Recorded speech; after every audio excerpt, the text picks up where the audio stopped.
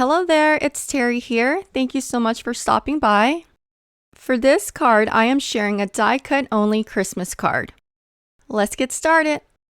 Okay, so here are some of the supplies that I used. Distress oxide inks in the color Vintage Photo, Ground Espresso, Walnut Stain, Tumbled Glass, and Broken China.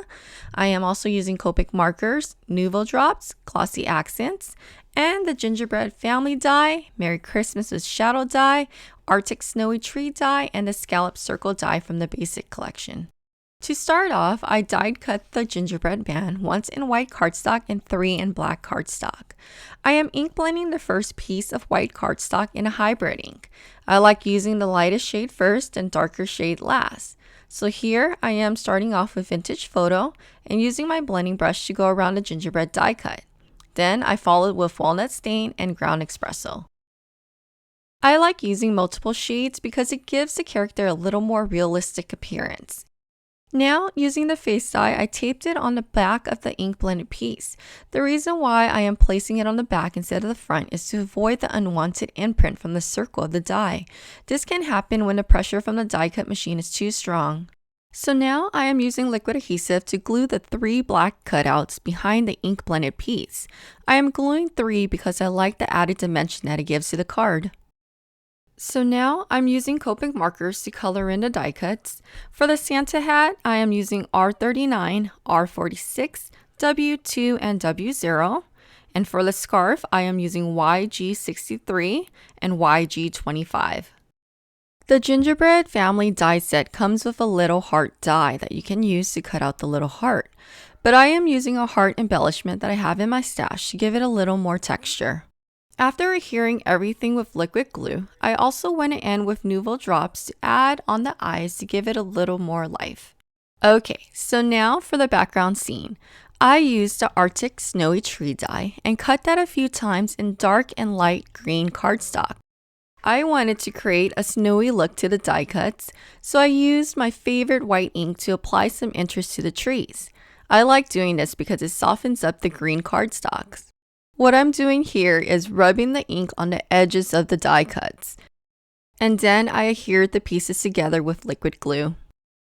Now, using a white cardstock that measures 4 1/4 inches by 5 1/2 inches, I am using my blending brush and applying Distress Oxide inks in the colors Tumbled Glass and Broken China. I am not doing anything crazy here, just using one color on one end and the other on the other end, making sure to go back and forth between the colors once I get in the center. Doing this would help create a nicer blend. Since Distress Oxide inks react with water, I spritz some water onto the palm of my hands and flick that onto the ink blended panel. Doing this will create a nice oxidation effect. I like using a white gel pen. I like to apply highlights to my die cuts.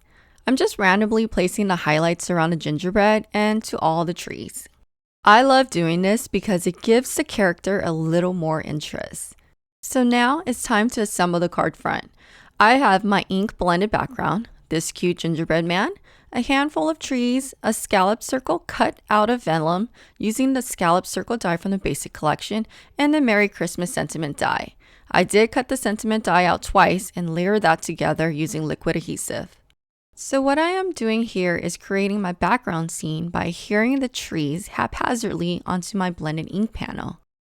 I am also making sure that the trees are adhered upright and alternating between the darker tree and the lighter tree. Sometimes it's really hard to find the perfect pattern paper for a background, so I like creating my own background scene using die cuts or even stamps. Doing this creates a more personal touch. I then glued the gingerbread onto the vellum circle and applied foam squares on the back of the vellum piece. I then adhered that onto the card front. Using a pair of sharp scissors, I trim off the trees that hung off the side of the card front. I also wanted to mat this card front onto a black piece of cardstock, so I trimmed the card front down a little from each side, measuring 4 inches by 5 1/4 inches.